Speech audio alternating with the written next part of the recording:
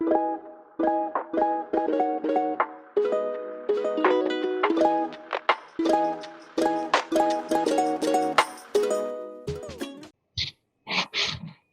Assalamualaikum warahmatullahi wabarakatuh dan salam sejahtera kepada semua penonton-penonton dan juga sahabat-sahabat di Facebook Siakap Kedah TV. Seperti biasa, anda bersama saya dalam siaran rancangan Sihatkah Kita. Jadi pada hari ini seperti biasa anda bersama saya, Fatimah Nawawi, akan menemani anda sehingga ke penghujung rancangan. Baiklah, sebelum kita nak berbincang topik apa hari ini kita nak cerita kan. Jadi sebenarnya topik pada hari ini adalah satu topik yang hangat diberbincangkan oleh masyarakat kita di media sosial, sangat ramai dah. Jadi topik kita pada hari ini adalah dah vaksin versus tak nak vaksin. Apa yang perlu anda tahu? Jadi untuk kita punya perkongsian kita pada hari ini, kita orang kata mengalu-alukan kita punya panel yang sangat manis pada hari ini, iaitu Dr. Mala Santi Sandrasegapan, iaitu merupakan seorang pegawai perubatan Jabatan Kecemasan Hospital Swasta di Ceras. Hai Doktor. Hai semua, apa khabar hari ini? Okey, terbaik Doktor. Sihat Doktor? Sihat. You all dekat studio apa khabar? Khabar baik Doktor. Okey Doktor, untuk kita nak teruskan kita punya perkongsian kita pada hari ini, saya rasa kita tidak perlu lagi nak orang kata perkenalkan doktor, kan doktor ni orang kata boleh katakan doktor selebriti, ramai dia orang kenal di media sosial. Jadi sebagai permulaan ni kita nak tanya juga doktor berkaitan dengan bagaimana permulaannya doktor, orang kata binanya satu page celoteh Dr. Mala ni. Kalau kita tengok di Facebook, doktor banyak orang kata berkongsi perkongsian atau memberi teguran di media sosial tu berkaitan dengan kesihatan, tambah-tambah lagi berkaitan dengan COVID dan juga vaksin tu di media sosial, di doktor punya page celoteh Dr. Mala. Jadi kita nak tahu juga bagaimana wujudnya, macam mana terdetik doktor nak menulis, nak berkongsi melalui video sebagainya. Silakan doktor. Okey. Penglibatan awal saya di media sosial adalah lebih kurang pada awal tahun 2020 sebenarnya. Ada pada kali pertama saya viral tu adalah 14 April 2020. Satu status penulisan, itu bukan video lagi, penulisan saya berkenaan saya menerangkan tentang tudung PPE yang disalahfahamkan ya. Orang rasa tudung PPE itu dah duit yang dibelanjakan untuk tudung PPE adalah untuk golongan wanita Islam yang memakai tudung. Tetapi saya cuba menerangkan tak ada isu bangsa, agama dan juga ada isu gender di situ ya. Semua orang kena pakai tudung PPE apabila kami memakai PPE. Jadi saya menerangkan perkara tersebut dan penulisan itu jadi viral. Jadi daripada sana saya secara perlahan mula menulis di Facebook secara tulisan lah. Orang kalau kat Facebook kan biasa tulis kan. Jadi saya pun tulis status menerangkan isu lockdown, pandemik, swab test dan sebagainya slowly. Jadi follower di personal profile saya bertambah secara perlahan-lahan. Dan in between adalah setengah-setengah penulisan saya yang tular lagi dan follower dekat personal profile bertambah. Dan kemudiannya pada lebih kurang awal tahun 2021 saya buat satu video. Itu kali pertama saya buat video live di sebelah malam. Saya pernah buat video live sebelum tu tetapi biasanya di sebelah siang pagi, tapi waktu tu saya selalu tak sempat untuk buat live pagi, jadi saya live malam pada waktu tu. Dan sebab saya memang gunakan hashtag celoteh Dr. Mala untuk penulisan di Facebook saya pun sambunglah hashtag celoteh Dr. Mala juga untuk video saya ya. Tanpa disangka video saya yang pertama yang live malam yang saya menerangkan tentang vaksin, sejarah vaksin, macam mana nenek moyang kita pun pernah ambil vaksin, dan bagaimana ada setengah orang kata COVID ni yang meninggal orang tua saja. Tak apalah kalau dia orang meninggal, orang tua memang menunggu mati. Jadi saya pun menegurlah golongan yang berkata begitu jangan kata yang tua saja menunggu mati, kita semua menunggu mati dan sebagainya. Saya menerangkan. Dan again tanpa disangka video tu pula tular jadi satu video. Jadi saya mula buat video menerangkan sebab saya sedar ada golongan dalam masyarakat kita yang sebenarnya lebih faham dan lebih mudah faham apabila sesuatu penerangan diberi secara percakapan, secara video. Maka saya boleh connect balik. Bila kita baca buku teks, kita kurang faham. Tapi bila cikgu mengajar, kita lebih faham. Jadi saya faham tentang kepentingan bercakap sebagai seorang doktor. Maka saya pun secara perlahan buat video. Dan bila saya buat video tu memang sambutan sangat baik yang mana saya dapat banyak attention, follower bertambah dengan mendadak di profil personal. Maka rakan baik saya yang juga co-founder of page Celoteh Dr. Mala, Cik Nurzat Nordin, dia memberi cadangan kepada saya untuk buka page. Saya sebenarnya pada mulanya saya tak nak sebab saya kata saya serabut nak handle dua, nak handle personal dengan nak handle page. Tapi bila fikirkan, saya sebenarnya berniat untuk privatekan saya punya profile dan hanya bagi page sahaja. Maka konten berkenaan dengan suami dan anak-anak dan sebagainya bolehlah disimpan sebagai privacy kan. Jadi sebab tu saya kata okay, saya setuju untuk buka page kalau Nurzat yang tolong bukakan page sebab dia pandai, dia very tech savvy. So asalnya sebenarnya Nurzat yang setkan page tersebut, letak gambar, buat thumbnail, set dia punya semua tu Nurzat yang buat.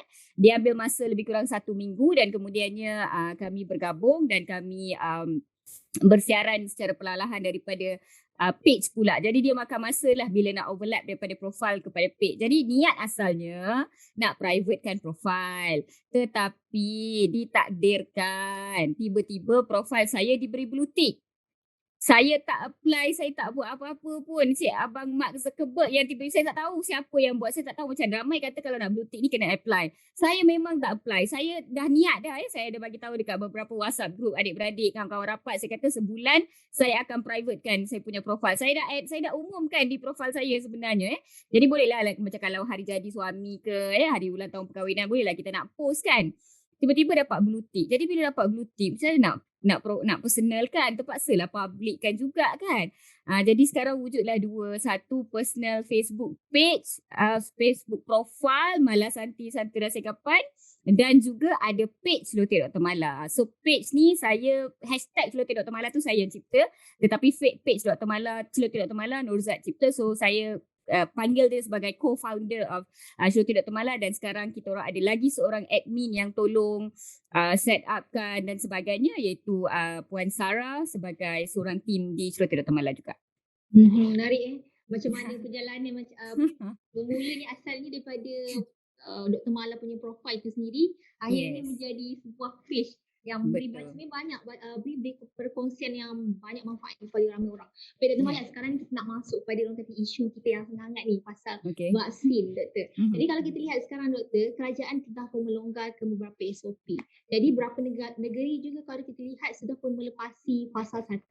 Dan perantusan vaksin juga sekarang juga alhamdulillah lah semakin tinggi. Jadi dalam situasi sekarang ni Doktor, apakah penjagaan kendiri yang perlu sangat untuk kita titik beratkan? Sebab adakah betul-betul selamat untuk kita kembali bersosial ataupun dengan melakukan aktiviti-aktiviti lain? Sebab kalau doktor lihat sekarang ni kan, ramai orang berkongsi di media sosial, pergi orang kata piknik, di pantai, di orang kata hiking sebagainya. Silakan doktor.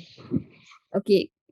Ada dua aspek nak komen di sini. Satu dari segi kesihatan mental. Orang memang dah tak larat dah nak lockdown yang bersambung-sambung. Ya, saya faham sebagai seorang doktor. Saya juga faham pandemik kesihatan mental yang berlaku di dalam pandemik COVID-19 ini. Jadi mereka perlukan untuk di-stress, keluar dan sebagainya.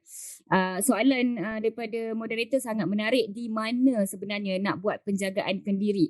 Daripada banyak-banyak SOP yang DG, Dr. Mala dan orang-orang lain sibuk dan membebel dalam setahun setengah ni, SOP yang paling penting sekarang apabila kita memasuki fasa Pelan Pemulihan Negara yang kedua, yang paling penting adalah elakkan kawasan bersesak. Daripada banyak-banyak tu crowded tu yang paling penting sekali. Korang keluar lah nak pergi mana pun, nak pergi makan, nak pergi berkelah, nak pergi pantai, nak pergi sungai, pergilah mana-mana. Pastikan tidak berada di tempat yang bersesak. Itu adalah tempat yang paling mudah penularan berlaku. Ya, kita dah kata orang yang lengkap 2 dos vaksinasi sahaja yang boleh pergi ke tempat-tempat ni, jadi orang rasa macam selamat. Tapi ingat, kita juga membawa golongan kanak-kanak dan remaja. Golongan kanak-kanak dan remaja belum lengkap vaksinasi, dan kita juga memberi pelepasan kepada golongan yang tidak boleh divaksin. Golongan yang menerima rawatan kanser, golongan yang menerima ada penyakit autoimun dengan rawatan steroid yang tinggi dan sebagainya. Ini adalah golongan yang ada surat yang mengatakan saya tidak sesuai divaksin. Jadi apabila keluarga ini keluar, bila mereka bawa juga, kalau kita dah keluar satu rumah, takkanlah nak tinggal nenek kat rumah, takkanlah nak tinggal makcik yang tak sihat kat rumah, kita akan bawa dia kan. Risiko bertambah di sana. Dan lagi satu apa yang saya nak ingatkan adalah, apa yang kerajaan cakap, golongan lengkap 2 dos vaksin yang tidak bergejala pada 14 hari yang lepas. Itu reminder yang penting. Orang ambil yang pertama saja. Lengkap 2 dos, lengkap 2 dos, lengkap 2 dos. Yang lengkap yang tiada gejala ni mereka lupa. Itu masalahnya tu. Jadi bila lengkap 2 dos vaksinasi tetapi bergejala, tu dah salah dah tu. Ingat, kalau anda ada demam dalam 14 hari yang kebelakangan, ada batuk, ada selsema, sakit kepala, rasa lemah, letih, lesu dan sebagainya. Kalau ada gejala, jangan keluar rumah, duduk dulu kat rumah. Dan bila kita fikir diri saya dah gian sangat nak pergi shopping, saya dah tak sabar-sabar nak dine in, ya, saya pun pergi. Tetapi sebenarnya ada orang di situ, saya bergantung kepada kejujuran semua pengunjung yang sampai ke situ. Tetapi jikalah ada orang yang dia sebenarnya demam. Ya, dia demam, ya, semalam kemarin dia demam, baru hari ni dia susut. Tapi sebab dia dah plan dah nak keluar sambut birthday dengan kawan-kawan dia, dia datang juga hari tu. Jadi faham tak risiko jangkitan di situ? Memang jika telah divaksinasi, risiko jangkitan lebih rendah. Kalau saya nak quote data daripada negara Israel contohnya, dalam 100,000 golongan yang telah divaksin, 3.1 masih boleh dijangkiti, manakala dalam 100,000 golongan yang tidak divaksin, 91.5 masih boleh dijangkiti. Jadi banyak beza daripada 3 ke 91.5, banyak beza, tetapi masih boleh, 3 tu masih ada. Itu yang saya nak cuba cakap. Ya, dan bila kita tengok data-data di negara lain pun lebih kurang sama juga. Jika telah divaksin, potensi untuk jangkitan lebih rendah, tetapi boleh dijangkiti. Lebih-lebih lagi apabila adanya varian Delta. Bila kita tengok vaksin ni sendiri, ya, untuk varian biasa, varian yang daripada Wuhan, tahap perlindungan adalah lebih kurang 95 hingga 99% tahap perlindungan daripada vaksin, contohnya Pfizer, AstraZeneca dan Sinovac. Tetapi untuk varian Delta, kajian menunjukkan perlindungan setelah lengkap 2 dos lebih kurang 80 hingga 87%. Jadi ada penurunan kadar keberkesanan vaksin apabila kita bercakap tentang varian Delta. Dan bila kita tengok dekat beberapa negeri, contohnya seperti Sarawak, varian Delta dah jadi varian dominan. Bila jadi varian dominan sebegitu, beberapa negeri di United States of America as well, varian Delta menjadi varian dominan. Jadi bila dia menjadi varian dominan, penularan jangkitan akan menjadi lebih cepat dan anak-anak yang kita bawa ni menjadi lebih mudah dijangkiti, dan kita pun sebenarnya orang dewasa ada risiko untuk dijangkiti dan risiko menjadi gejala kritikal lebih tinggi. Tapi macam saya cakap daripada awal tadi, saya faham kita dah tak larat dah nak berlockdown bersambung-sambung. Doktor dah suruh lockdown dah setahun setengah dah. Bila saya nak keluar ni, doktor? You all boleh keluar, you all boleh tolong menjana ekonomi dan pendapatan, you all boleh distress, tapi pilih tempat, pilih masa, pilih kawan-kawan dan golongan yang sesuai yang anda nak gathering. Jangan ulang kesilapan yang sama. Golongan yang bergejala, make sure tak pergi ke tempat-tempat sebegini. Golongan yang close contact, yang sepatutnya kuarantin, make sure anda bagi tahu kepada ahli keluarga dan rakan-rakan. Dan kalaulah you all dah pergi dah dekat restoran tu, dah plan dah nak dine in ni, pagi-pagi tengok sesak, penuh, tak boleh nak social distancing di sana, tak payahlah masuk guys, balik je lah. Pergilah restoran lain, carilah tempat lain ataupun pergilah pada hari yang lain. Ya, sebab tempat yang bersesak adalah di mana kita punya SOP akan kalah dan virus akan menang. Baik doktor, kalau saya tengok di portal CDC doktor yang dikemaskinkan pada 1 September lalu, kalau kita lihat individu yang telah pun full vaksin dah, divaksin penuh ni dibolehkan untuk tidak pakai mask doktor. Tapi disebabkan tadi sebut berkaitan dengan varian Delta yang sedang sangat mengganas sekarang ni, yang dikatakan lebih cepat dan juga high transmission, keperluan untuk kita pakai mask ni sangatlah digalakkan doktor. Jadi mungkin doktor boleh ceritakan lagi sejauh mana varian Delta ni ganas dan juga bahayanya pada kita doktor. Okey, varian Delta ni kalau kita tengok, dia adalah varian yang lain sikit daripada virus awal daripada Wuhan pada hujung tahun 2019 ya. Dia mempunyai mutasi di 2 tempat, kita panggil 2-point mutation.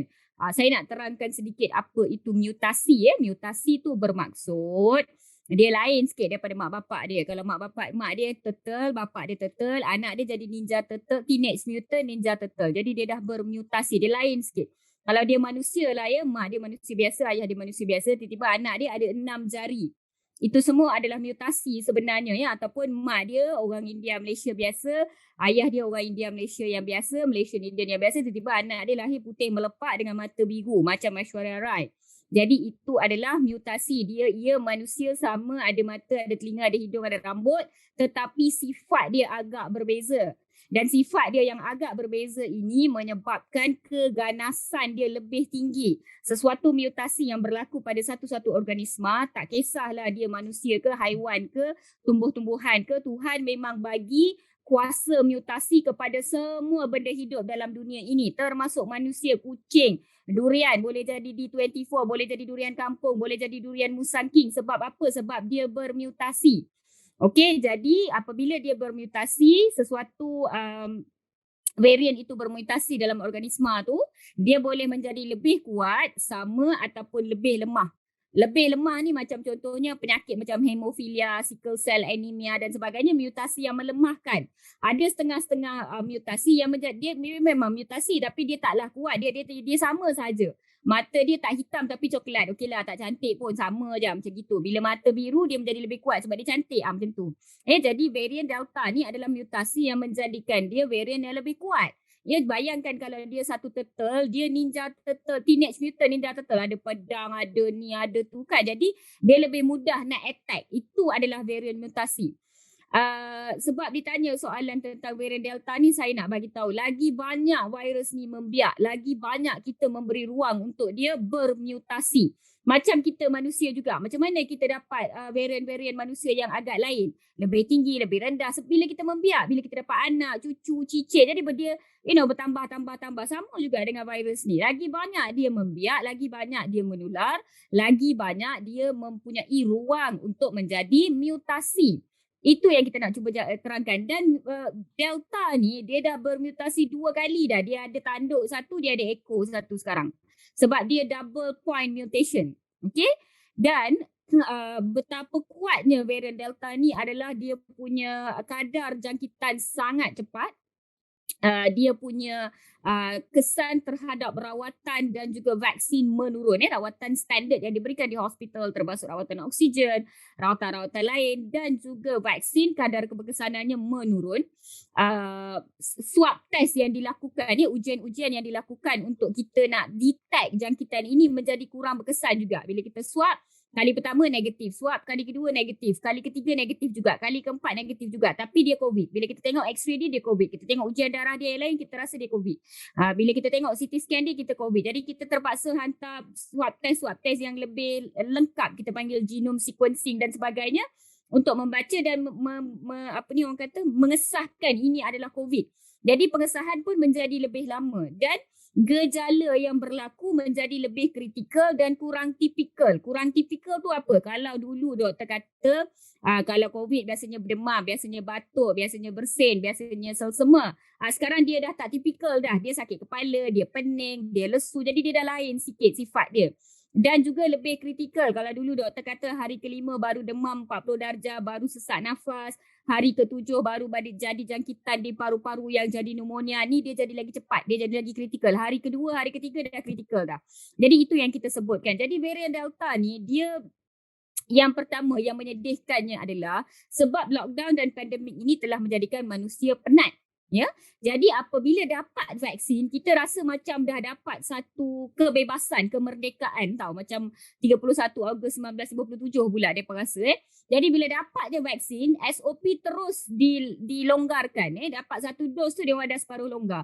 Dapat 2 dos baru 2 hari dia orang dah visiting, dah pergi rumah kawan-kawan, dah pergi rumah saudara dan sebagainya. Jadi vaksin itu memberikan satu keberanian. Jadi apa berlaku bila kita rasa lagi kuat selepas mengambil vaksin dan kita bergerak ikut suka hati, Delta variant ini berjangkit dengan cepat.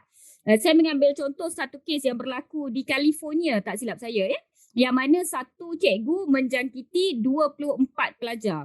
Dan daripada 24 pelajar dijangkiti lagi generasi kedua, generasi ketiga, generasi keempat, yang mana di negeri tersebut status vaksinasi dia sangat tinggi sebenarnya. Tetapi sebab cikgu tu tidak menerima vaksin, dia dengan mudahnya telah menjangkiti kanak-kanak dan kanak-kanak tu dah jangkiti ibu bapa mereka dah sebab Delta tu dah masuk dah. Dan dia sangat cepat sebenarnya. Itu yang kita risau dengan Delta ni. Dan apa yang kita perasan daripada negara-negara lain, bila varian Delta ni menjadi varian dominan, sebab kadar kritikal tu tinggi, kadar kematian boleh menjadi tinggi dengan cepat.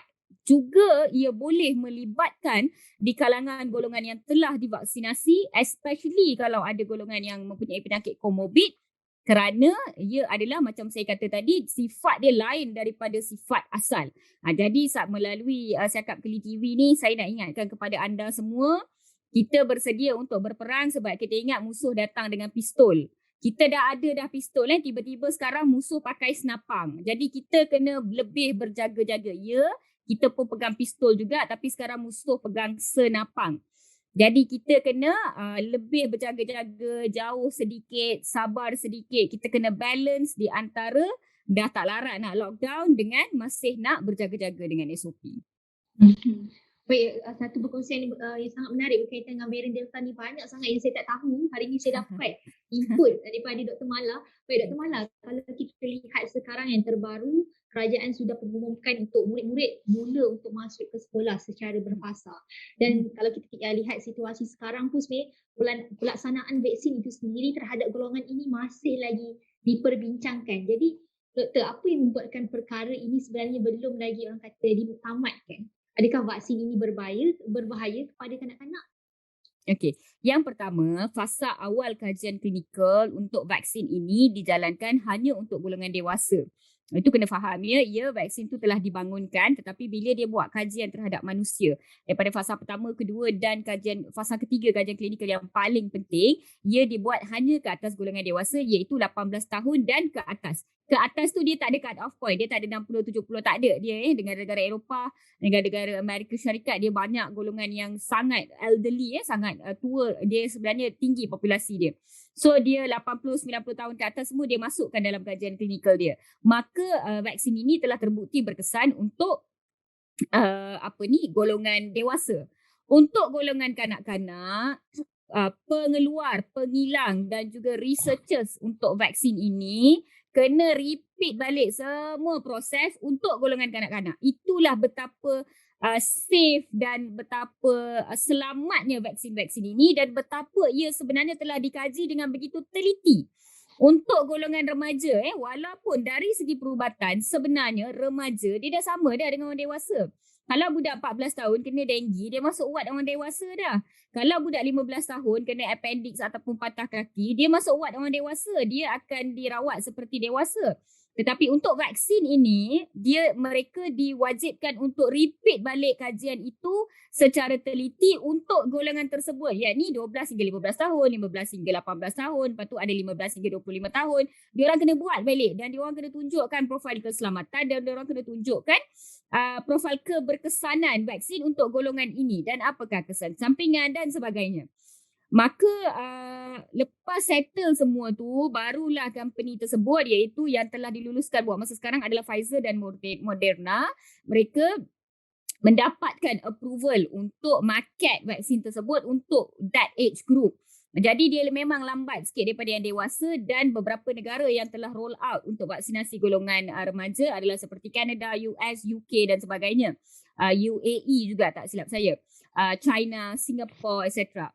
Now, walaupun ia telah dikaji dengan begitu teliti, walaupun ia telah dikeluarkan dengan profil keselamatan yang begitu tinggi, dan negara-negara yang menerima vaksin ini dan meluluskan vaksin ini untuk golongan remaja berpuas hati, tetapi kita kena faham sentimen kita sebagai ibu bapa.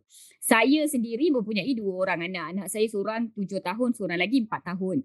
Jadi apabila golongan remaja ni masih di bawah pengawasan ibu bapa kebanyakannya di negara Malaysia macam kita Jadi apabila ia perlu diberikan kepada kanak-kanak dan remaja, kita kena terima bahawa memang ibu bapa akan agak nervous, agak banyak yang mereka nak tahu, banyak yang mereka fikir sebab ini anak-anak. Kita memang sensitif bila tentang anak-anak, nak masuk sekolah mana, nak beli baju apa, nak pakaikan reben color apa. Kita memang, kalau anak-anak je memang kita sensitif. Kita kena terima perkara ini. Dan sebab itu ia makan masa sebab penerimaan daripada ibu bapa dan juga keluarga bila anak-anak kadang-kadang nenek ngatuk pun nak bagi pendapat mereka juga. ada orang lain pun ya, dan ini adalah antara faktor yang menyebabkan pemberian vaksin dan membuat keputusan untuk pemberian vaksin kepada golongan ini agak rumit daripada golongan dewasa ya. Untuk golongan dewasa, bila kita bagi tahu ya, kena pergi pusat pemberian vaksin, kena sign consent dan sebagainya, tak ada masalah. Dia orang je boleh sign sendiri. Golongan remaja tak macam tu, belum capai 21, ada yang 21 tahun, ada yang 18 tahun, tak boleh pun sign borang kebenaran konsen tersebut. Jadi perlu ditandatangani oleh sama ada ibu ataupun bapa. Kalau guardian ni, penjaga, lagi susah. Kalau ibu cakap boleh ambil, ayah kata jangan ambil, lagi susah. Tak tahulah, takkan nak bagi separuh pula kat anak tu kan. Jadi dia jadi benda yang lebih rumit sebenarnya. Jadi segala keputusan yang kita buat untuk golongan minor, golongan yang belum capai umur dewasa, memang agak rumit dan agak susah. Bukan sahaja isu berkaitan dengan vaksin, apa-apa perkara yang berkaitan dengan rawatan dan perubatan ni. Kalau kita berada di hospital, budak 15 tahun kita diagnose dia ada appendix, kita kata kena operate, mak kata jangan operate, saya nak bagi herba, ayah kata tak boleh operate dengan cepat. Yang kita orang yang doktor ni dah pening dah, nak ikut yang mana satu. Ayah kata dia besar, mak kata saya yang jaga anak dan sebagainya ya. Tetapi sebagai bila kita berada di media sosial sebagai rakyat yang bertanggungjawab dan pihak yang bertanggungjawab, apa yang kita perlu buat adalah terus menerus berkongsi ilmu yang betul dan memberikan apa yang kata confidence, dan kita kena beri support yang sepenuhnya kepada golongan ibu bapa supaya mereka ada confidence ya, dan kita kena berikan juga ruang yang cukup untuk pemantauan, laporan kesan sampingan dan pemantauan secara jangka panjang terhadap kanak-kanak ini dan sebagainya, supaya ibu bapa dapat a bit of confidence untuk menerima. Selain daripada tu, apa yang merumitkan juga adalah golongan petugas ya, sebab bila kita nak bagi kepada remaja dan sebagainya, bukan semua petugas sesuai untuk ditempatkan di pusat-pusat pemberian vaksin untuk diberikan kepada golongan yang lebih muda. Dia kena lebih apa ni orang kata, lebih cekap lah orang kata dari segi skill kan, nak suntik dia orang, takutkan tertolak ke, tereni ke apa ke kan. Jadi we have to be a little bit more careful dalam planning when it comes to younger people. Baik doktor. Okey, saya nak tanya sedikit pandangan daripada doktor berkaitan dengan orang kata golongan yang menolak vaksin. Ataupun orang kata anti vaksin lah yang sangat banyak diperbincangkan juga. Kita bukanlah orang kata, bukan nak macam mana-mana pihak, tapi orang kata nak beri kesedaran lebih lagi tentang kepentingan vaksin ni diperluaskan secara menyeluruh. Jadi adakah golongan vaksin yang menolak vaksin ini boleh memberi kesan ataupun risiko kepada mereka yang telah divaksin penuh, doktor? Okey. Menjawab soalan puan moderator berkenaan dengan golongan, dia ada dua golongan ni. Yang pertama golongan anti vaksin, yang kedua golongan yang kita panggil vaksin hesitant, tak di atas pagar lagi. Golongan atas pagar ni dah banyak dah berkurang. Golongan vaksin hesitant ni kebanyakannya dah menerima vaksin buat masa sekarang, majoritinya. Contohnya golongan vaksin hesitant yang rasa vaksin ni tak selamat sebab lepas ambil vaksin, 2 tahun lepas ambil vaksin boleh mati. Jadi kita dah jawab dah persoalan tu tak ada maknanya bila kita mati, bila kita hidup, bila kita kahwin, bila kita lahir, semua benda tu dah ditulis dah. So tak ada maknanya vaksin akan mengubah takdir yang telah ditulis atas dahi kita ya. So banyak perkara tersebut.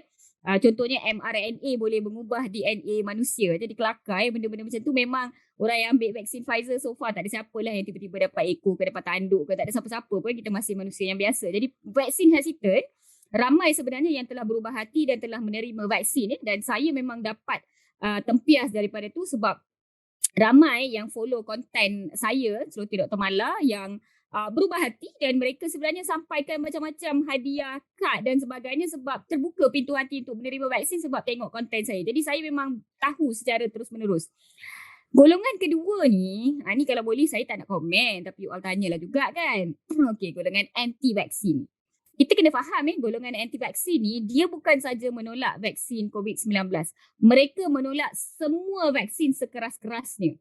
Mereka menolak vaksin BCG, mereka menolak vaksin hepatitis, mereka menolak vaksin typhoid, semua vaksin dia tolak dan dia punya hujah tu sama sahaja.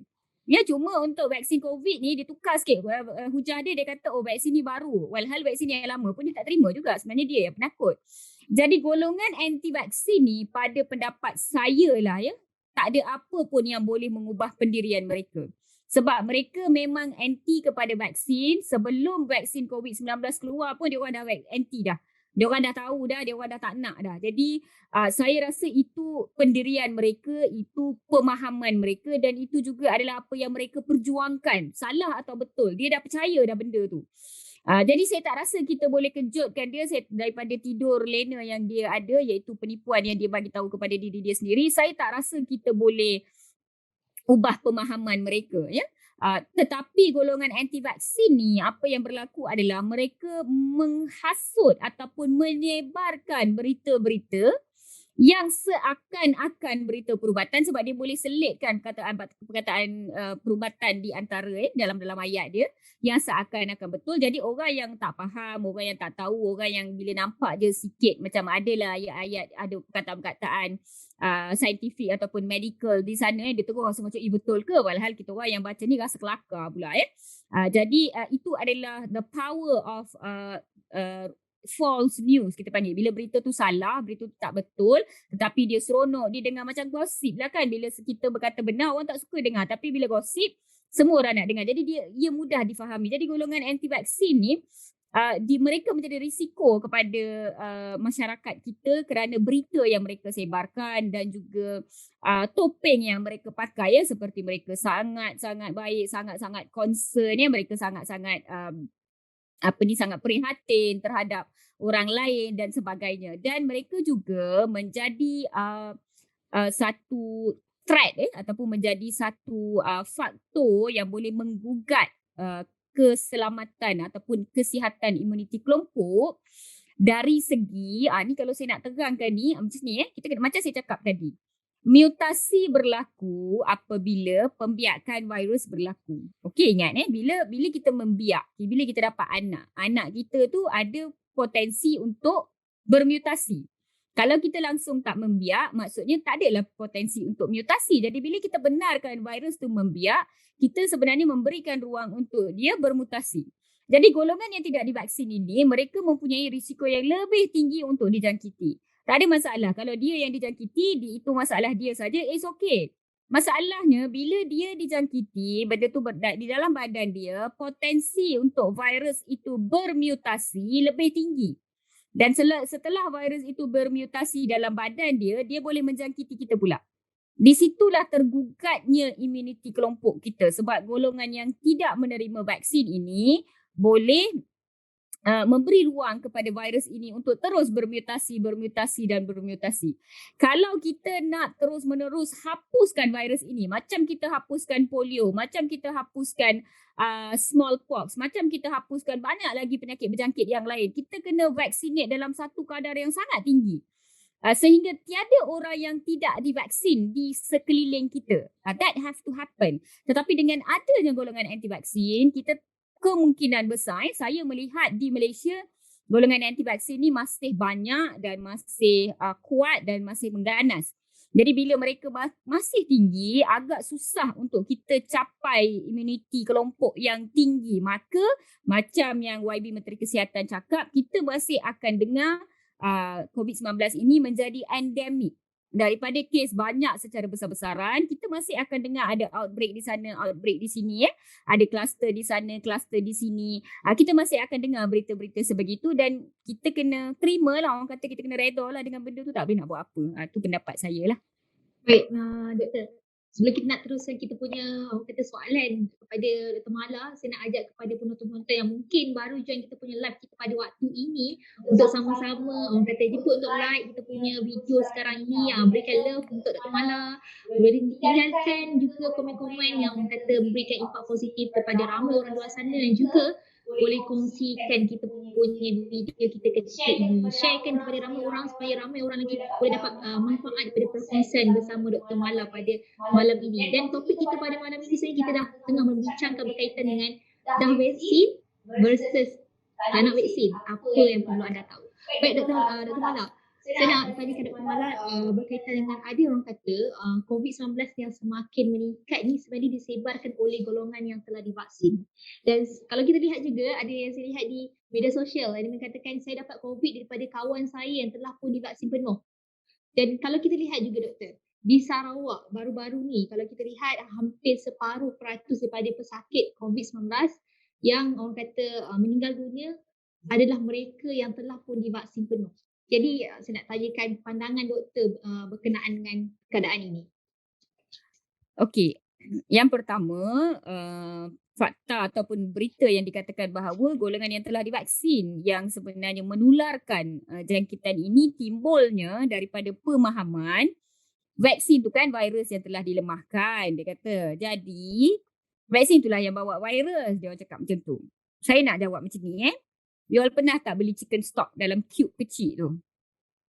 Okay, chicken stock dalam cube kecil tu sebenarnya adalah ayam yang telah dilemahkan. Ayam betul tau. Dia orang akan tangkap ayam tu, sembelih, dia akan hancurkan ayam tu, lepas tu jadi sup. Lepas jadi sup, dia akan melalui proses pemampatan, pengewapan dan dia akan jadikan serbuk dan kemudiannya serbuk itu dikilangkan, diletakkan dalam supermarket, kita pun beli bawa balik letak dalam dapur kita. Pernah tak chicken stock tu berkokok balik tiba-tiba dekat dapur kita? Tak pernah kan? Dia sebenarnya adalah ayam yang telah dilemahkan tau. Ayam betul. Korang pergilah kilang-kilang chicken stock tu. Korang pergi tengok. Memang ada ayam kat dalam kilang dia. Dia adalah ayam yang telah dilemahkan. Tapi kenapa dia tak pernah berkokok? Sebab dia telah melalui proses pengilangan, proses kimia, proses tahap-tahap lah. Korang throwback lah balik sains form 2, form 3 dulu. Budak-budak sekarang saya rasa dah jam 4, dah jam 5 dah belajar dah. Jadi apabila dah go through proses-proses tu, memanglah bila korang makan Maggi ayam tu boleh bau ayam. Boleh rasa ayam. Kadang-kadang kalau korang buat sup letak chicken stock tu, boleh rasa ada ayam. Walau tak letak ayam pun, letak chicken stock tu, letak sayur terus. Rasa dia dah macam sup ayam dah. Tapi ada ke ayam kat situ? Tak ada guys. Orang yang allergic ayam pun boleh makan chicken stock yang ada, sup yang ada chicken stock tu tak ada masalah. Sama lah juga dengan virus guys. Kalau kita orang kata virus yang telah dilemahkan, bukannya dia ambil virus tu dicocok-cocok macam tu. Ia telah melalui semua proses kimia, proses makmal dan proses pengilangan. Sebab itulah mereka ambil degree, masters, PhD dan sebagainya dan mereka bekerja di lab-lab sedemikian. Itu adalah skill yang sangat spesifik. Tak pernah satu pun kotak chicken stock yang saya tengok tiba-tiba berkokok. Sama juga vaksin yang duduk dalam botol kecil tu. Macam manalah dia nak jadi virus balik. Dia dah duduk dalam kilang, dah kena mampat, dah kena duduk dalam peti sejuk. Lepas tu terbang pula dalam kapal terbang, bawa ke klinik, letak balik dalam peti sejuk. Lepas tu ditarik lagi dalam jarum. Macam mana dia nak jadi virus balik? Cuba korang fikir sikit. Jadi itu adalah vaksin. Itu adalah satu komponen. Dia ada garam, ada gula, ada lemak, ada komponen-komponen yang menstabilkan virus yang telah dilemahkan ataupun saya lebih mudah mengatakan antigen yang merangsang sistem imun supaya badan kita kenal, wow, ada something baru masuk dalam badan saya rasa saya perlu bunuh benda ini.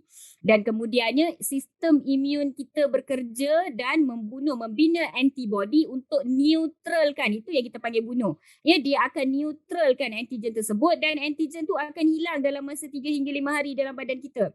Apa yang stay adalah memory kita, bagaimana kita berperang kepada dia. Musuh tu kita dah buang dah daripada badan kita. Yang ada dalam badan kita hanyalah memori, ingatan. Suami saya tahun lepas tak belikan hadiah hari jadi. Memori tu yang ingat. Benda tu kita akan ingat. Memori tu yang bila virus tu datang menyerang badan kita, kita boleh bina balik antibody spesifik. Jadi klaim yang mengatakan golongan yang telah divaksin boleh sebarkan virus adalah sangat kelakar didengar apabila anda faham kimia, fizik, biologi dan sebagainya. Jadi kalau lain kali orang cakap macam tu, korang jawab balik kat dia, chicken stock kat rumah kau berkokok ke tidak? Korang tanya balik, cakap Dr. Mala tanya. And then the news that kata saya dijangkiti COVID-19 daripada kawan saya yang telah fully vaccinated dan sebagainya. Apa yang kita faham adalah sebenarnya golongan vaksinasi potensi dia untuk memberi jangkitan kepada orang lain sangat-sangat rendah. Walhal untuk dia dijangkiti pun dalam 100,000 yang telah divaksin. Apabila kadar jangkitan COVID-19 yang sama di dalam satu populasi itu, 100,000 yang telah divaksin, hanya 3 yang masih boleh dijangkiti. Dalam 100,000 yang tidak divaksin, 91 boleh dijangkiti. Jadi you all tengok perbezaan dia. Daripada 3 yang dijangkiti tu, dia boleh menjangkiti lagi 3 orang, lagi 3 orang. Manakala daripada 91 yang dijangkiti daripada grup yang tidak divaksin ni, dia boleh menjangkiti 91 orang, 91 orang, 91 orang. So that is the possibility rate. Jika anda dijangkiti daripada kawan yang telah fully vaccinated, Itu adalah satu medical miracle sebab sangat jarang berlaku sebenarnya. Contohnya di hospital-hospital buat masa sekarang ya, apabila ada jangkitan berlaku terlampau banyak kes ya, sehingga doktor-doktor begitu busy, PPE pun cukup tak cukup dan ruang-ruang untuk penukaran PPE dan sebagainya menjadi lebih sempit, maka ada jangkitan berlaku di hospital. Ada rakan-rakan saya sendiri yang telah divaksinasi penuh dan masih dijangkiti, namun tak ada seorang pun ahli keluarga mereka yang close contact yang disahkan positif juga. Jadi kita boleh nampak keberkesanan vaksin di situ. Ada juga hospital yang mengalami outbreak di tempat kerja kerana ada pekerja di hospital yang tidak divaksin ya. Jadi bila mereka berinteraksi selepas kerja dan sebagainya, maka mereka dijangkiti. Golongan yang dah divaksin pun dijangkiti, tetapi tak ada seorang pun close contact mereka yang disahkan positif. Jadi kita boleh nampak keberkesanan vaksin di situ. Quoting Sarawak's case. Okay, Sarawak adalah antara 3 tempat yang kadar vaksinasi paling tinggi di Malaysia, termasuk Labuan, Lembah Kelang dan juga Sarawak. Ya, kita faham seluruh negara breakthrough death berlaku di kalangan golongan yang telah divaksinasi seperti yang disebut oleh YB Menteri Kesihatan. Peratusan breakthrough death ini, kematian dalam golongan yang telah fully vaccinated adalah lebih kurang 0.0009%, iaitu 90 dalam 1 million, which is quite low. Now, kita boleh nampak faktor risiko iaitu golongan yang mempunyai comorbid dan golongan yang saya tak ingat, dia ada 2 dia punya risk factor dia ya. Apa yang saya nampak secara personal experience adalah risiko pertama adalah obesity. Itu adalah risiko pertama, dan risiko kedua adalah yang paling spesifik adalah kencing manis yang tidak terkawal. Kencing manis ni kita tahu walaupun bukan jangkitan COVID pun, kalau kena jangkitan dekat kuman sampai boleh potong kaki. Bukan senang untuk kawal jangkitan apabila pesakit itu ada kadar gula yang tidak stabil. Kita nak kawal gula lagi, kita nak kawal jangkitan dia lagi, rawatan menjadi lebih kompleks. Ya, jadi itu yang saya boleh kata. Tetapi klaim yang mengatakan majoriti yang meninggal, 50% yang meninggal di Sarawak adalah daripada golongan yang telah divaksin, saya tak jumpa sebenarnya data tu. Saya tak jumpa klaim tersebut. Apa yang saya jumpa adalah paling latest, lebih kurang dalam Ogos, pengarah Jabatan Kesihatan Negeri Sarawak mengatakan bahawa golongan yang tidak divaksin adalah yang tinggi. Ya, 94.6% adalah kematian di kalangan yang tidak menerima vaksin. Dan bakinya adalah golongan yang telah menerima vaksin sebenarnya. Maka saya tak tahu di mana datangnya data yang mengatakan yang kematian tinggi itu daripada golongan yang telah divaksin. I think kita perlukan more clarification daripada Sarawak themselves actually. Doktor, tadi doktor ada orang kata sebutkan berkaitan dengan vaksin ni adalah satu virus yang dilemahkan, disuntik untuk kita, orang kata bina sistem imun dalam badan kita. Tapi ada juga orang mengatakan bahawa kalau saya dah kena dah dijangkiti dengan COVID-19, tidak perlu lagi untuk divaksin kerana imuniti badan saya juga sudah pun wujud. Jadi doktor, kiranya kalau vaksin tu hanyalah diberikan kepada golongan yang tidak dijangkiti COVID-19 sahaja. Faham tak doktor? Jadi bagaimana tu doktor? Okey, kekeliruan ni memang timbul. Saya sendiri persoalkan perkara ini di awal pandemik ini dulu, di awal keluarnya vaksin ni dulu. Tetapi data menunjukkan bahawa bila kita buat kajian klinikal, golongan-golongan yang sembuh daripada COVID-19, especially golongan yang sembuh dengan gejala yang banyak, sebenarnya antibody dia tak banyak pun dalam badan dia. Tak tinggi pun antibody dalam badan dia, dan antibody itu tidak kekal lama. Dia kekal sekejap je, dalam 30 hari, 60 hari, 90 hari. 90 hari itu dia dah turun dan dia langsung hilang. Jadi bila kita tengok penyakit berjangkit, ada penyakit berjangkit yang dia datang sekali je seumur hidup, lepas tu dia tak akan datang dah. Ini adalah penyakit yang memberikan kita immunity sepanjang hayat. Kita panggil lifelong immunity. Contohnya demam campak ataupun chicken pox, nama sebenarnya cacah air. Chicken pox biasanya sekali je kita kena. Seumur hidup, lepas tu tak akan kena dah. Kalau ada sepupu yang kena chicken pox, kita boleh pergi main-main lagi kat keliling dia sebab kita bangga lah, sebab kita dah pernah kena dah. Tapi kalau orang tu immunocompromised, contohnya dah pernah kena tapi bila mengandung tiba-tiba kena chicken pox balik, itu pernah berlaku lah. Tapi secara generalnya, kalau dah sekali kena chicken pox, tak akan kena balik. COVID bukan macam tu. COVID macam denggi, walaupun dah kena sekali boleh kena balik. COVID macam penyakit berjangkit yang lain yang bukan memberikan imuniti sepanjang hayat. Maka kerana kita nak protect mereka ini daripada jangkitan kali kedua, jangkitan-jangkitan varian yang lain dan sebagainya, maka kerajaan Malaysia membuat keputusan untuk memberikan vaksin kepada golongan yang telah dijangkiti juga. Bila kita tengok ada setengah negara yang sebenarnya tidak memberikan vaksin kepada golongan yang dijangkiti kerana diorang nak jimatkan vaksin tu. Dan ada juga negara yang buat golongan yang telah dijangkiti dia bagi satu dos sahaja. Dia kata cukuplah satu dos sahaja. Sama juga reason dia adalah untuk menjimatkan pemberian vaksin. Biasanya ini adalah di negara yang populasinya sangat tinggi ataupun di negara-negara yang bajet untuk membeli vaksin agak rendah. Negara Malaysia kita sangat pemurah. Kita memang macam tu. Kalau ada anak 8 orang, sama ada 88 dapat air kosong ataupun 88 dapat jus oren. Tak ada siapa pun akan dapat lebih, dapat kurang. Kita memang macam tu. Jadi bila kerajaan buat keputusan pun, mereka membuat satu keputusan yang adil. Kita tidak boleh menolak golongan yang telah dijangkiti dengan kata awak tak perlu vaksin. Kalau dia kena jangkitan kali kedua, salah keputusan yang kita buat. Dan juga kita sedar antibody yang ada dalam badan dia pun tak tinggi. Maka diorang ada banyak post-COVID symptoms. Batuk yang berterusan, semput yang berterusan, kahak yang berterusan dan sebagainya. Dan banyak pesakit post-COVID yang memberikan kita perkongsian mengatakan bahawa selepas pengambilan vaksin, gejala post-COVID syndrome mereka berkurang dengan ketara.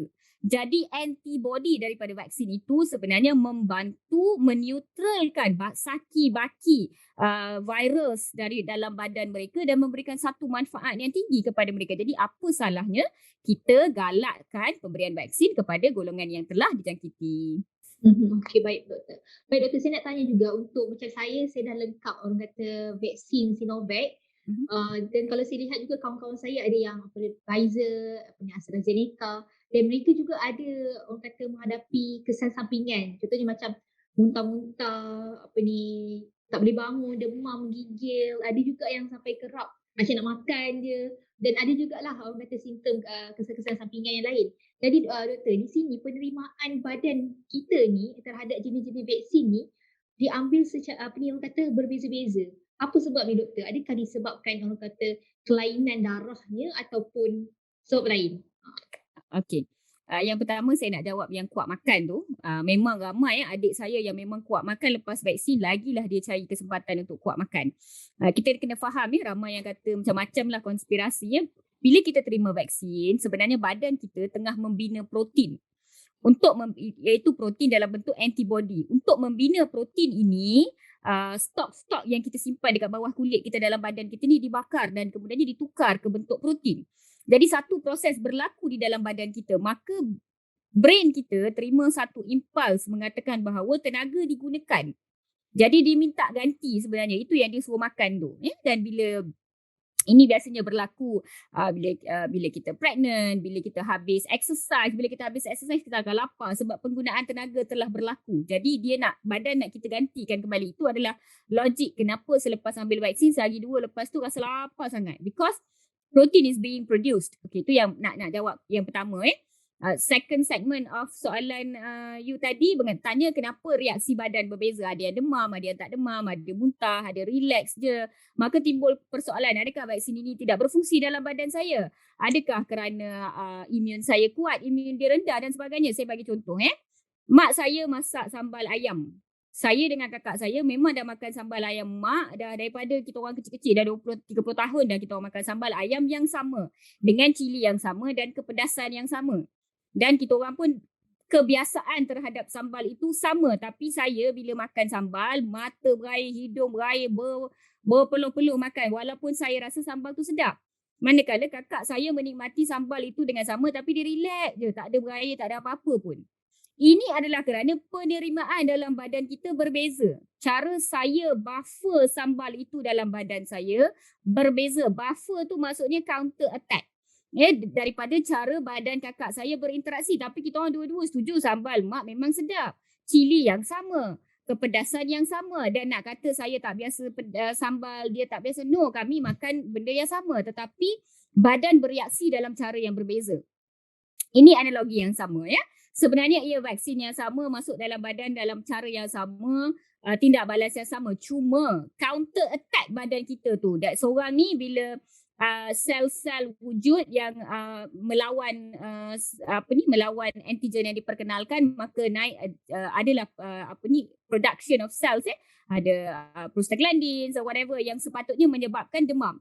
Jadi badan Upin menjadi demam. Badan Ipin pula dia boleh counter, dia boleh lowerkan sel-sel tersebut sehingga menjadi tidak demam. Itu hanyalah difference in the body, tetapi tidak ada beza dari segi immunity, kekuatan badan. Oh, maksudnya vaksin itu berfungsi dalam badan dia, tak berfungsi dalam badan saya. There's no difference in that. Kita semua berbeza dari segi reaksi, tetapi dari segi basic fisiologinya kita manusia semua sama. Jadi selagi anda menerima vaksin dengan cara yang sama, tempat yang betul, cara yang betul dan sebagainya, nescaya ia berfungsi dengan cara yang sama sahaja. Kiranya atas orang kata penerimaan badan masing-masing lah doktor kan. Baik doktor, kita nak bertanya berkaitan dengan amalan. Amalan-amalan yang diamalkan oleh masyarakat kita sekarang ni, kalau kita lihat ada yang suruh makan cengkeh, habatus sauda, minum air kelapa dan bagi-bagi macam-macam lagi lah doktor. Jadi adakah benar orang kata amalan ini dapat membantu untuk menyembuhkan simptom-simptom COVID-19? Pandangan doktor mengenai amalan ni. Okey. Saya nak sentuh cengkeh dahulu. Cengkeh kalau nak masak, campur dalam masakan, nak makan, nak kemam, ikut suka hatilah korang nak buat apa, saya rasa tak ada masalah. Tetapi wak bunga cengkeh, kalau sedikit, mungkin sehari sekali, tidak begitu panas, saya rasa tak salah pun ya. Tetapi jika diambil terlampau banyak salah satu bahan kimia di dalam cengkeh tersebut yang wujud dalam 80 hingga 90% kandungannya dalam cengkeh tu sejenis enzim, dia sebenarnya boleh merobohkan sel mukosa di hidung kita, yang bermaksud ia boleh merobohkan sistem defense kita, sistem pertahanan di hidung kita. Wak itu yang terlampau banyak, terlampau panas dan terlampau kerap, maka sistem pertahanan yang diberikan oleh Tuhan kepada kita, kita boleh hancurkan dia dengan wak yang kuat itu tadi. Jadi kalau anda ada gejala, nak ambil wak cengkeh mungkin sehari sekali okey lah. Jangan ambil banyak sangat sampai hidung ni rasa pedih pula. Lagi senang virus tu nak masuk. Alright, itu yang pertama. Yang kedua, selain daripada wak bunga cengkeh, nak masak, nak campur cengkeh dalam masakan, nak kemam, air kelapa, habatus sauda, madu, apa-apalah. Dari segi kebolehan dia untuk memulihkan jangkitan COVID ataupun meringankan gejala COVID, tiada data saintifik. Tetapi jika anda rasa dengan pengambilan bahan-bahan sebegitu, ia membantu minda anda. Anda rasa daripada saya duduk tak ada ubat, saya duduk kuarantin kat rumah, kalau saya minum air kelapa, saya rasa badan saya kuat sikit, maka minumlah, tak ada masalah. Ia boleh membantu kesihatan minda anda sebab anda percaya kalau saya tak sihat sikit, mak saya pun macam tu juga. Dia sukalah buat benda-benda yang tradisional kan, lepas tu dia bagi. Lepas tu bila saya sebenarnya kalau dia tak bagi pun saya dah sihat dah besok tu, tapi dia rasa saya sihat sebab dia yang bagi. Tak apalah. Sebab ia menyedapkan hati mak, tak apalah sebenarnya, mungkinlah doa dia tu je yang menyihatkan kita. Tapi sebab ia menggembirakan dia, kita pun terima sajalah, tak apalah. Macam tu ia tidak benda-benda yang tradisional, yang natural sebegini ya, seperti habatus sauda, seperti pengambilan air kelapa yang memang original daripada kelapa itu sendiri, tidak bergula, tiada gula tambahan dan sebagainya, ia tidak boleh memudaratkan. Mungkin tiada data yang mengatakan ia membantu, tetapi ia tidak memudaratkan. Tapi jika ia boleh membantu minda anda, ia boleh membantu ketenangan jiwa anda rasa lagi kuat nak lawan jangkitan ni, rasa lagi bersemangat, then doktor malah cakap tak apa, ambil, biarlah doktor lain marah saya pun. Saya rasa tak ada salah. Bukan semua rawatan tradisional ataupun rawatan yang mak-mak kita, nenek-nenek kita turunkan kepada kita, bukan semua yang boleh lalui kajian klinikal ataupun bukan semua kita boleh buktikan dengan data saintifik. Dia punya logiknya simple sahaja. Jika tiada mudarat, maka gunakan. Jika penggunaan itu lebih memudaratkan tetapi tak nampak manfaat, maka jangan ambil. As simple as that. Okay, Dr. Mala, kita sebenarnya sudah pun orang kata berada di penghujung kita punya rancangan kita pada malam ini. Jadi soalan terakhir, kita nak tanya doktor orang kata kongsikanlah, beri pesanan ataupun nasihat kepada masyarakat kita ni untuk sama-sama kita mengekang virus COVID-19 ni. Okey, pandemik ini mengajar kita untuk sebenarnya back to basic, menjaga kebersihan, menjaga kita punya hubungan, menjaga cara kita melindungi diri kita dan melindungi orang lain. Bukan sahaja COVID, kalau anda ada apa-apa gejala yang lain, contohnya batuk sesama, memang seelok-eloknya jangan pergi jumpa orang lain ataupun ziarah orang lain supaya mereka tidak dapat jangkitan itu daripada kita. Tak kisahlah COVID ke, batuk sesama biasa ke, sama sahaja. Jadi walaupun kita telah menerima vaksin, walaupun kita rasa kita ada satu immunity, jomlah sama-sama kita pegang balik back to basic apa yang pandemik ini ajar kita, iaitu sentiasa jaga kebersihan, sentiasa basuh tangan, pakai pelitup muka, buat masa sekarang masih kena pakai pelitup muka dengan cara yang betul dan berlakulah jujur. Kadang-kadang benda kecil yang kita sorokkan dan rahsiakan boleh sehingga meragut nyawa orang lain. Ya, jadi berlakulah dengan jujur, jangan sesal di kemudian hari, dan kepada orang lain pula janganlah terlampau percaya kepada semua orang, tanya, tanya dan tanya, jangan terlampau segan. Kita orang Malaysia, orang Asia ni memang segan sangat kalau nak tanya orang, takut, nak tegur orang takut dan sebagainya. Jadi kuatkan diri, tanya dan pastikan orang-orang yang datang menziarahi anda dan sebagainya tiada gejala dan tidak akan menjadi satu risiko kepada anda. Dan pesanan saya yang paling penting sekali dalam musim pandemik ini, dalam masa yang semua orang terkesan secara minda dan sebagainya, cubalah untuk berlaku menjadi penyayang, sebarkan perkara-perkara yang positif. Kalau anda rasa ada sesuatu yang negatif, simpanlah, jangan sebarkan di media sosial, jangan bertekak-tekak di ruang sebagai netizen, kerana kadang-kadang ada silent reader yang sebenarnya sangat terkesan. Ya, jadi dalam keadaan ini kita kena bersatu teguh sebagai rakyat Malaysia untuk membina imuniti kelompok dan juga untuk membantu rakan-rakan saudara mara kita yang sebelum ini terkesan secara ekonomi, mereka baru nak jana pendapatan. Jadi kita kena pastikan apa yang kita buat tidak mengganggu aktiviti ekonomi mereka sekali lagi. Jadi kita kena berhati-hati, kita kena berlaku adil dan harapnya golongan yang mahu menjana ekonomi ini boleh dapat satu pendapatan yang baik sebelum tahun ini berakhir. Baik, terima kasih banyak-banyak kepada Dr. Mala di atas perkongsian sangat-sangat menarik. Saya rasa audiens kita, penonton kita pun sangat, orang kata, seronok dengar perkongsian daripada Dr. Mala. Yang satu daya penarik yang ada pada Dr. Mala ni kerana apa? Dr. Mala ni dia, orang kata, beri perkongsian, beri penerangan tu, orang kata, dengan bahasa yang mudah. Senang kita dengar, rasa macam faham je kan Dr. Mala kongsikan. Jadi terima kasih banyak-banyak kepada Dr. Mala di atas, orang kata, sudi untuk terima jemputan daripada pihak kami. Baik, untuk kepada penonton-penonton, terima kasih kerana orang kata sudi untuk mendengar kita punya perkongsian kita sehingga ke penghujung rancangan kita pada malam ini. Semoga ramai lagi boleh mendapat manfaat. Bukan anda sahaja boleh dapat manfaat, tapi ramai lagi di luar sana boleh mendapat manfaat dengan perkongsian video ini, insyaAllah. Baik, kepada penonton semua, kita jumpa lagi pada minggu hadapan dengan topik yang berlainan dalam rancangan Sihatkah Kita. Baik, Assalamualaikum. Thank you, bye.